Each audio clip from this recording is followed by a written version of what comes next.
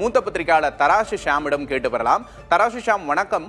இன்னைக்கு தாவேகா ஒரு முக்கியமான கூட்டத்தை கூட்டி இருக்கிறாங்க. தொகுதி மறுவரையறை தொடர்பா திமுகவுக்கும் அழைப்பு விடுக்கப்பட்டிருக்கு அப்படிங்கிறத பாக்குறோம். நேற்று சட்டப்பேரவையிலும் கூட இந்த விஷயம் காரசாரமா பேசப்பட்டது. அப்போ எதிர்க்கட்சி தலைவர் இந்த விஷயத்தை முதல்ல நாடு தழுவிய அளவுல எதிர்த்தது திமுக தான் அப்படின்னு சொன்னாரு.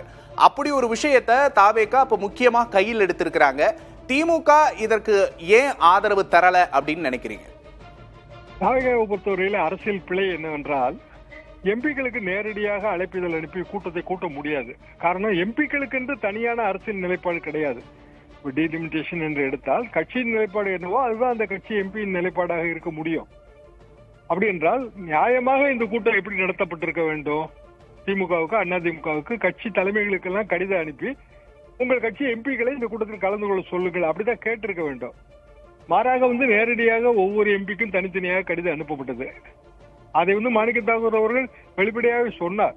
காலையில 6:30 மணிக்கு எனக்கு தமிழ்நாடு இல்லத்திலிருந்து அபிஷியலாக இந்த கடிதத்தை கொண்டு வந்து கொடுத்தார்கள், நான் போகிறேன் என்று சொன்னார். அதாவது காங்கிரஸ் கட்சி தலைமைக்கு அனுப்பப்படவில்லை, ஆனால் காங்கிரஸ் கட்சியின் எம்பி போக தயாராக இருக்கிறார். மற்றபடி திமுக, அதிமுக எம்பிக்கள் அப்படி தயாராக இருக்க மாட்டார்கள். அது ஒரு சிக்கல். இன்னொரு சிக்கல், டீலிமிட்டேஷன் உண்மையிலே எப்படி வரப்போகிறது, ஒவ்வொரு மாநிலத்துக்கு என்னென்ன எம்பிக்களின் எண்ணிக்கை, இதுவரைக்கும் அது தெரியவில்லை. இன்னும் சொல்ல போனால் பாராளுமன்ற விவகாரத்துறை அமைச்சர் ராகுல் காந்தி மற்றும் KC வேணுகோபால் ஆகிய இருவரையும் சந்தித்த போது கூட அவர் எந்த விவரத்தையுமே தெரிவிக்கவில்லை.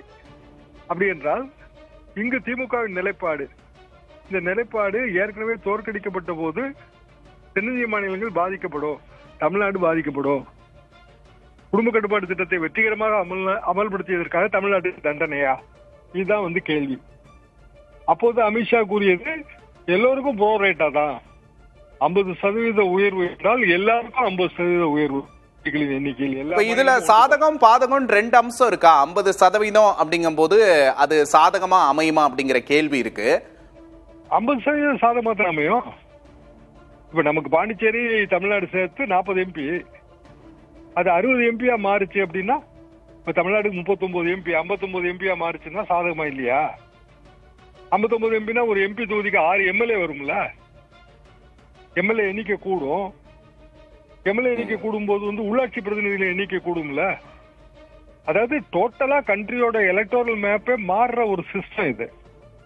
இது பற்றிய பெரிய விவாதம் தேவை என்பதில் எனக்கு மாற்று கருத்து இல்ல. ஆனா இது ஏற்கனவே விஜய் அவர்கள் ஒரு ஸ்டாண்ட் எடுத்து கரூர் மீட்டிங்ல சொல்லிட்டாரு, டீலிமிட்டேஷன் எந்த ரூபத்துல வந்தாலும் தமிழகம் எதிர்க்கும்ட்டாரு. அப்படிங்கும்போது தாவேகா அரசு அதான் நிலைப்பாடு, அதான் தமிழகம் எதிர்க்குன்னா தமிழக அரசு எதிர்க்கும் தானே நிலைப்பாடு. அப்ப தாவேகா நிலைப்பாடு 2 மாசத்துக்கு முந்தையே தெரிஞ்சிருச்சு.